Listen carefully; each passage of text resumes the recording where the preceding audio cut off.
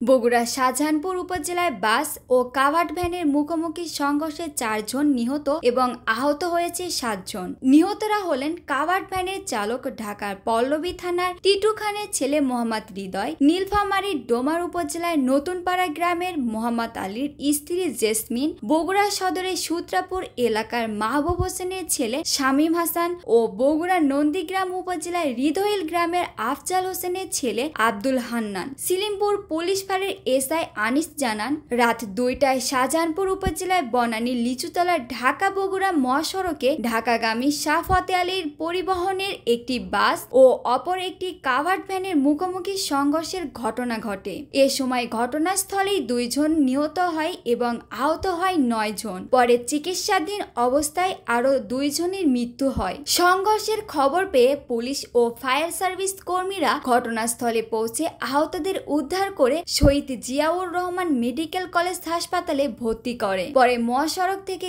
গাড়ি সরিয়ে যান চলাচল স্বাভাবিক হয়।